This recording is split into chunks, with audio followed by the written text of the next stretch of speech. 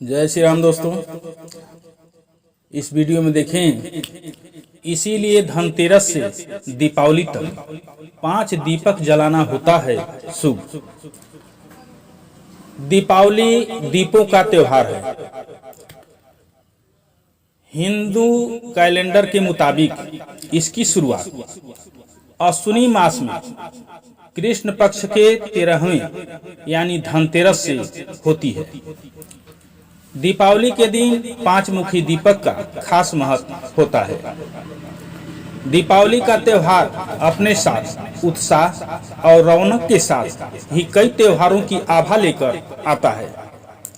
5 दिनों तक चलने वाले इस त्योहार की शुरुआत धनतेरस के दिन से हो जाती है। इस त्योहार के 5 दिनों से अलग अलग मान्यताएं जुड़ी हुई हैं। पहले दिन धनतेरस से दीपावली की पूजा की औपचारिक शुरुआत होती है। इस दिन लोग अपनी क्षमता के हिसाब से सोने चांदी के सिक्कों से लेकर बर्तन तक की खरीदारी करते हैं। धनतेरस को यम दीपन के नाम से भी जाना जाता है। माना जाता है कि धनतेरस में रात भर घर के दरवाजे पर दीपक जलाए जाते हैं ताकि परिवार पर यम की छाया न पड़े और कोई अकाल मृत्यु न हो। मान्यता है कि कार्तिक माह के अंधेरे पक्ष में त्रयोदशी के दिन धन्वंतरी नाम के वैद्य का जन्म हुआ था। उन्हीं की जयंती के रूप में मनाया जाता है।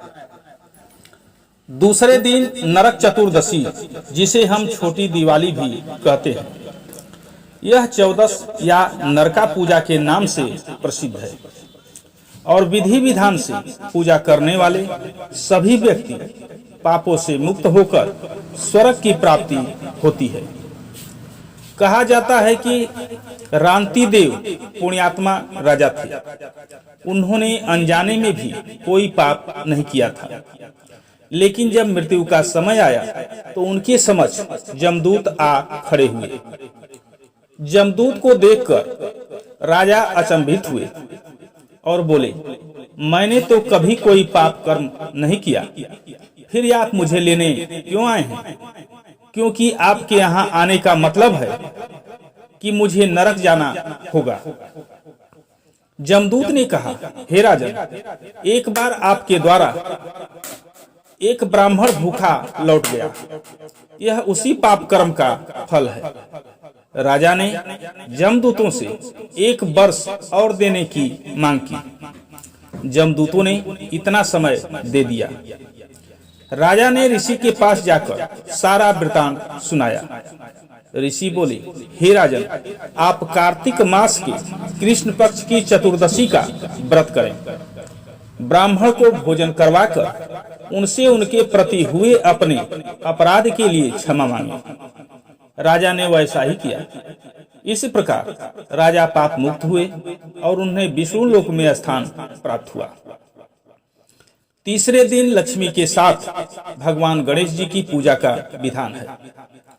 पुरुषोत्तम श्री राम का स्वागत उत्सव तो इस महान पर्व का मूल केंद्र है। दीपावली के दूसरे दिन को बड़ी दीपावली कहते हैं। इस दिन का खास महत्व महालक्ष्मी के पूजन से है। प्राचीन काल से ही धरती पर ऋषि मुनि और राजा महाराजाओं ने अपने राज्य के लिए धन धान्य, धातु, सोना चांदी, खनिज संपदा की प्राप्ति के लिए धन की देवी लक्ष्मी की घोर तपस्या किया।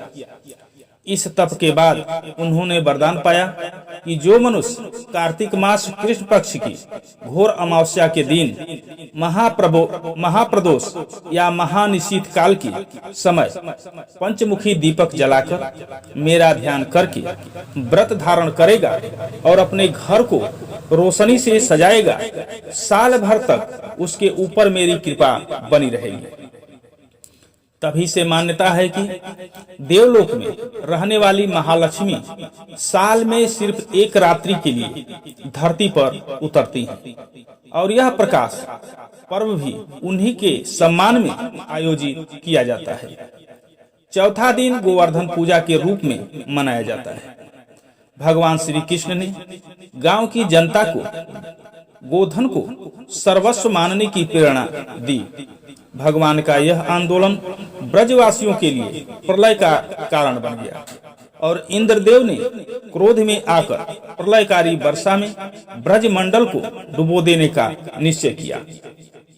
तब बाल्य जीवन में परम सामर्थ्य के स्वामी भगवान कृष्ण ने गोवर्धन उठाकर उसकी छाया में ब्रजवासियों को संरक्षण दिया।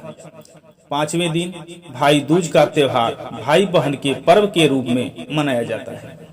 इसे मनाने को लेकर भी एक रोचक कहानी है। माना जाता है कि सूर्य की 2 संतानें यम और यमी ने यमपुरी का निर्माण किया। यहाँ पर पापी जीवों को कठोर यातनाएं दी जाने लगी। उनकी बहन यमी से यह नहीं देखा गया।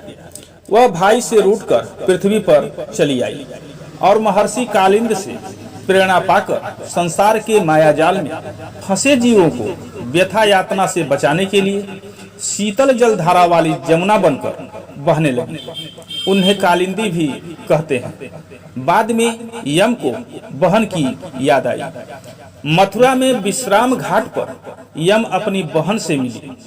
उनसे खुश होकर भाई ने उन्हें कोई वर मांगने को कहा। जमुना ने भाई से वर मांगा कि यमलोक में जीवों को कठोर यातनाएं मिलती हैं। ऐसा उपाय करें जिससे संसार के जीव इस यातना से बच जाएं। इस पर यम ने कहा कि आज के दिन भाई बहन के मिलने वाले इस स्थान पर जो भाई यमुना में स्नान करके पूजा करेगा उसे यम यातना का भय नहीं करना होगा। जो यहाँ पर न आ पाए वह अपनी बहन के घर जाकर अतिथि स्वीकार करे और उन्हें कुछ भेंट दे। ऐसा करने वाले भाई यम की यातना से मुक्त होंगे। इसी पर्व को टीका के नाम से भी जाना जाता है। पंचमुखी दीपक की रोशनी में छिपी कहानियां मानव जीवन को संस्कार देती हैं। इनकी रोशनी में जीवन खिल उठता है, रिश्तों का बंधन मजबूत होता है, बाधाएं दूर हो जाती हैं। जय श्री राम दोस्तों।